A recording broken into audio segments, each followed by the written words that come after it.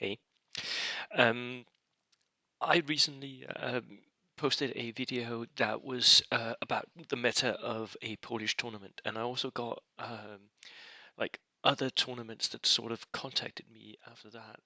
The TOs contacted me saying, "Would you like some results?" And I was like, "Yeah, bring them." Meta and competitiveness is what I'm all about, isn't it?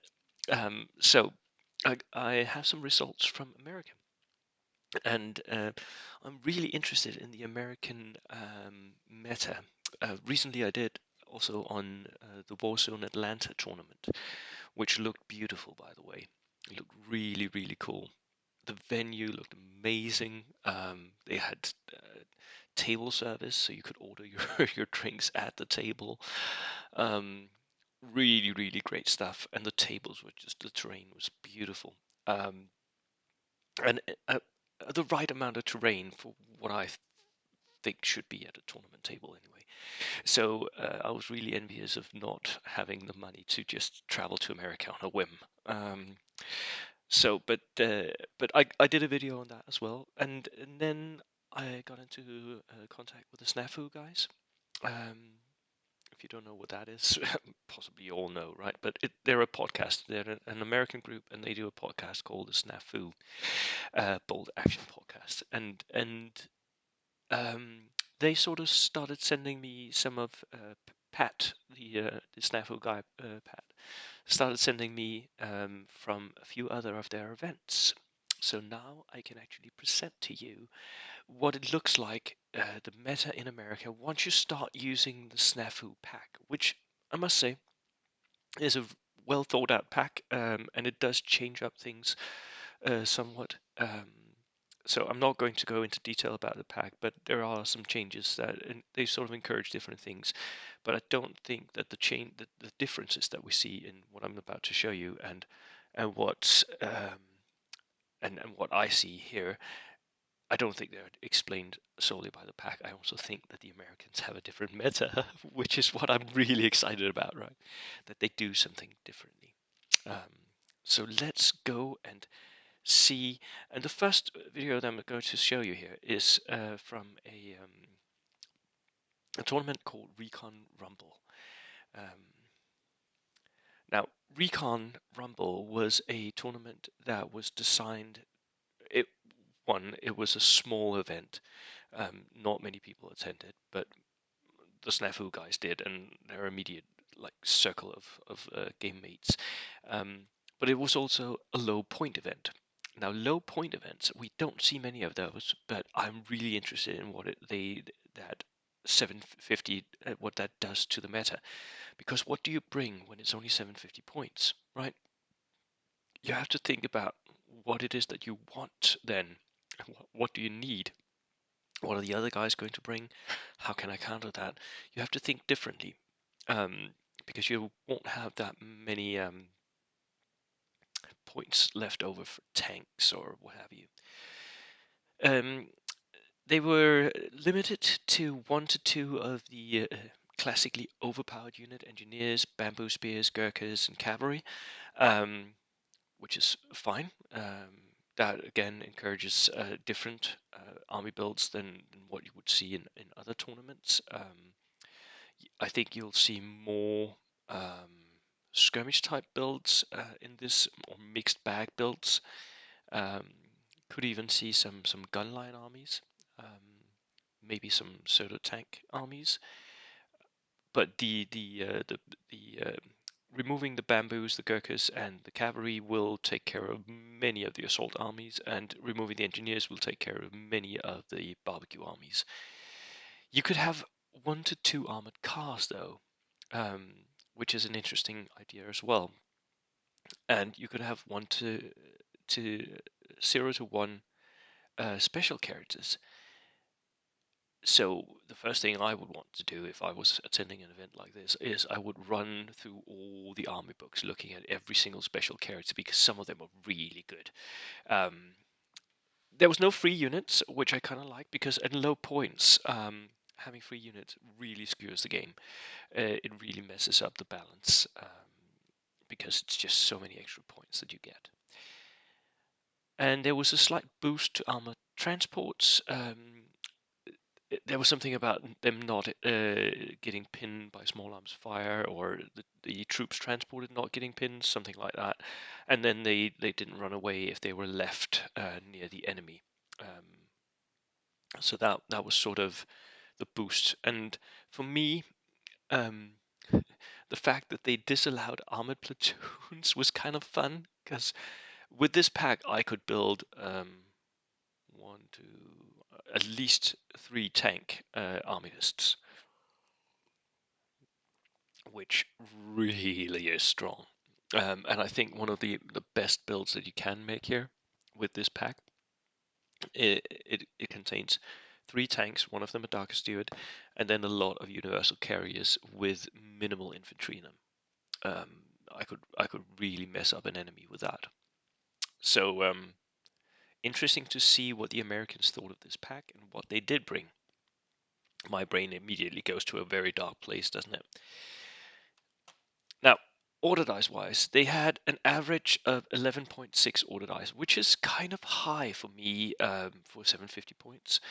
I was imagining that there would be a lot of lists that were around the 10 order dice mark. But as it turns out, the range was between 7 and 13 for the order dice, and you had from the 7 to 11, you had 6 lists, and then you had 4 lists that were 12 to 13. Now, for a 750 tournament, 12 to 13, you can go there, but it's really high, isn't it? You're going to need a lot of small teams, and they are, of course, pretty cheap, so that can work. So yeah, that was that's the order dice range. I simply had expected to see more in the middle here, in the 10 to 11 range for the order dice. It wasn't really there. So, but then again, that could be down to the fact that so few people. I mean, it was 10 people who attended, and you get a very it's very difficult to do anything like generalizing uh, about 10 people, isn't it? Right. The nations. We saw 3 Soviets. No, sorry, 3 Germans, 2 Soviets, 2 British, 2 Japanese, and 1 American.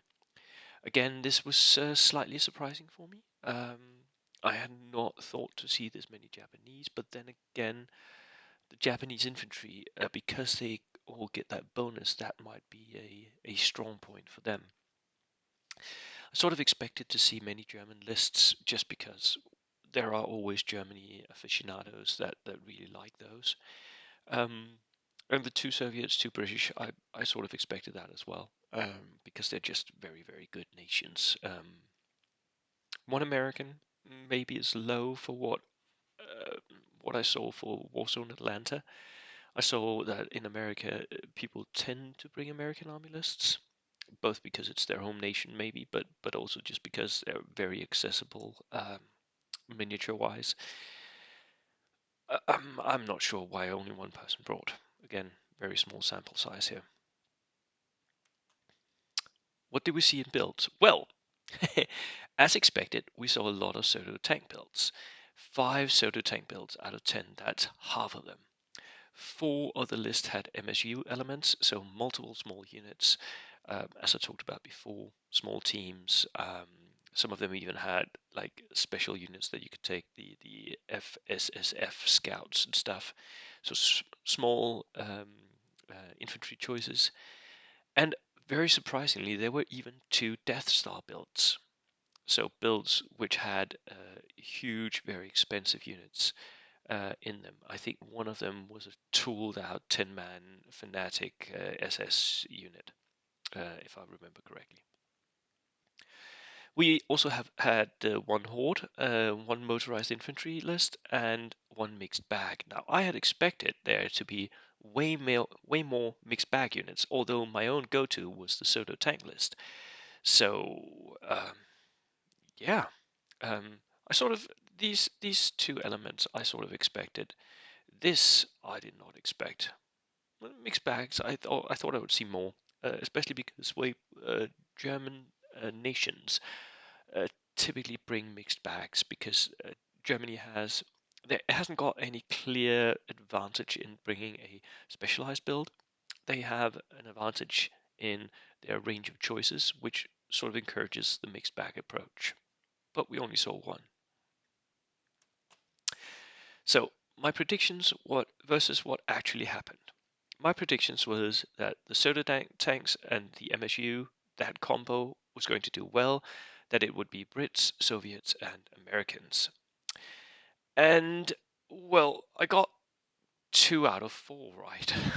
I had predicted 4 lists to have done well. Then I looked at the results. I got the results and the lists at the same time, but I deliberately didn't look at the results. I wanted to test myself. I got 2 out of 4.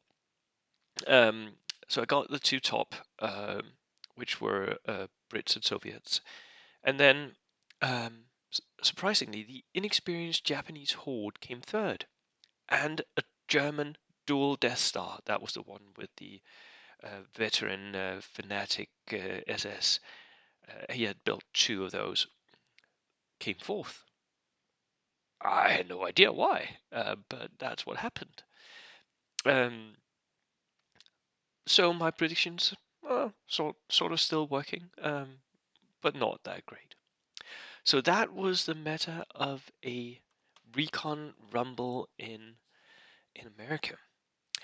Pat, thank you so much for sending me this info, and I will surely also do another video on the Snafu event. Cheers.